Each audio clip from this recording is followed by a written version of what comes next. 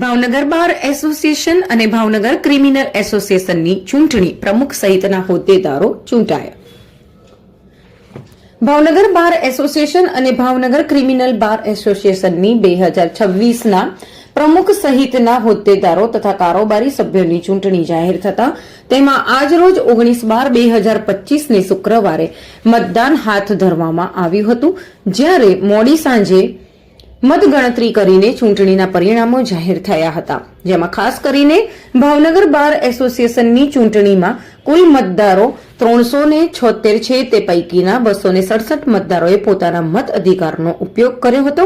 આ ચૂંટણીમાં 72% જેટલું મતદાન થયું હતું, જેમાં ખાસ કરીને આ અગાઉ પ્રમુખ પદે હિરેનભાઈ જાની, જે અગાઉ બિનહરીફ સર્વાનુમતે વરણી કરવામાં આવી હતી, તે જ રીતે ઉપપ્રમુખ પદે હિતેશભાઈ શાહ પણ બિનહરીફ સર્વાનુમતે વરણી કરવામાં આવી હતી.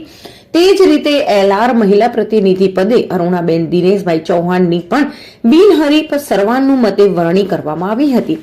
જ્યારે આજે 2 મંત્રી અને 1 ખજાનચીની ચૂંટણી માટે મતદાન થયું હતું, જેમાં મંત્રી પદે જિજ્ઞેશભાઈ આસ્તિક અને કલ્પેશભાઈ વ્યાસ ચૂંટાયા હતા, જ્યારે ખજાનચી પદે અમિતભાઈ જાની ચૂંટાયા હતા. તેમજ 21 સભ્યોની કારોબારી પણ બિનહરીફ ચૂંટાયેલી જાહેર કરવામાં આવી હતી, જેમાં ભાવનગર બાર એસોસિએશનના ચૂંટણી અધિકારી તરીકે સિનિયર એડવોકેટ ધર્મેન્દ્રસિંહ ચુડાસમા અને તેમની ટીમે સેવા આપી હતી. તેમજ ભાવનગર ક્રિમિનલ બાર એસોસિએશનના પ્રમુખ સહિતના તમામ હોદ્દેદારોની ચૂંટણી માટે આજે મતદાન થયું હતું. આ ચૂંટણીમાં કુલ 526 મતદારો પૈકીના 457 મતદારોએ પોતાના મત અધિકારોનો ઉપયોગ કર્યો હતો.